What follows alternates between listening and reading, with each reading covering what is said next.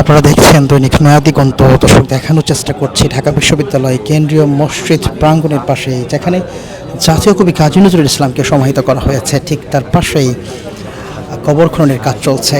ইনকিলাব মঞ্চের আহ্বায়ক শরীফ ওসমান বিন হাদির। দর্শক, আপনারা প্রত্যক্ষ করছেন যে কড়া নিরাপত্তার মাঝেই যেখানে শরীফ ওসমান বিন হাদি চিরতরে ঘুমিয়ে যাবেন, সেই স্থানটি প্রস্তুতের কাজ চলছে।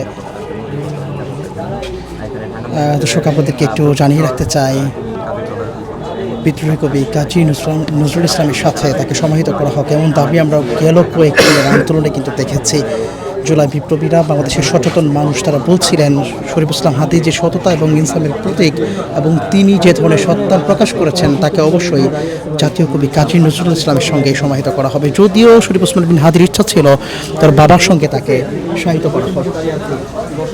আমরা বেশ কয়েকদিন ধরে সোশ্যাল মিডিয়ায় লক্ষ্য করেছি, শরীফ ওসমান বিন হাদি বলছিলেন তার যে উদ্যমতা, যে কারণে দেশের মানুষ তাকে ভালোবাসায় ভাসাচ্ছেন, সেই উদ্যমতা তিনি গ্রহণ করেছিলেন তার বাবার কাছ থেকেই।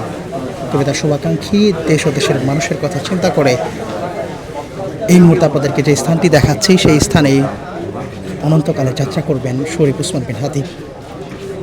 দর্শক, আপনাদেরকে আরেকটু তথ্য দিয়ে রাখতে চাই, শরীফ ওসমান বিন হাদিকে এই মুহূর্তে বাংলাদেশ কেন্দ্রীয় জাতীয় সংসদে নিয়ে যাওয়া হয়েছে। সেখানেই তার জানাজা নামা সম্পূর্ণ হবে এবং সম্পূর্ণ করার পর তাকে ঢাকা বিশ্ববিদ্যালয় কেন্দ্রীয় মসজিদ প্রাঙ্গণে নিয়ে আসা হবে।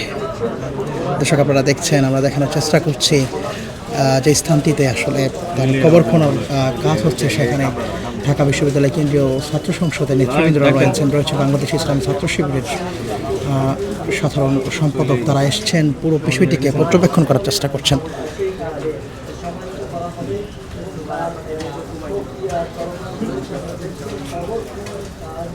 দর্শক, দেখছেন তো দিগন্ত, আপনাদেরকে দেখানোর চেষ্টা করছে ঢাকা বিশ্ববিদ্যালয় কেন্দ্রীয় মসজিদ প্রাঙ্গণের পাশে, যেখান থেকে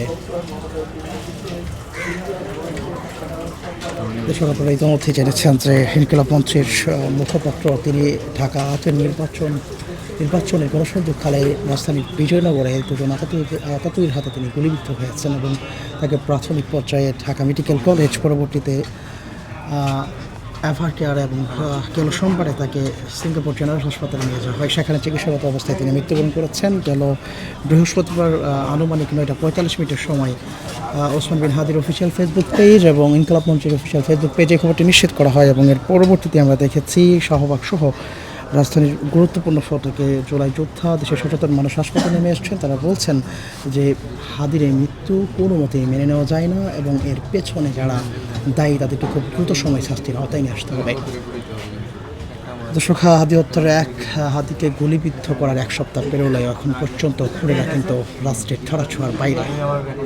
আমরা বিভিন্ন সময় দেখেছি যে বিভিন্ন গণমাধ্যম তারা সংবাদ করেছে হাদির হত্যার পিছনে যে 2 ব্যক্তিকে চিহ্নিত করা হয়েছে, ফয়সাল করিম মাসুদ এবং তার সহযোগী আলমগীর, তারা পার্শ্ববর্তী দেশ ভারতে অবস্থান করছেন।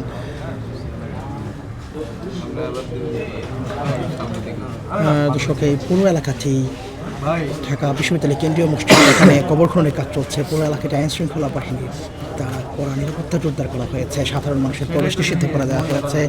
কিছুক্ষণ আগে সংবাদকর্মীদেরকেও ঢুকতে দেওয়া হচ্ছিল না, বিশেষ অনুরোধে তাদেরকে প্রবেশ করতে দেওয়া হয়েছে।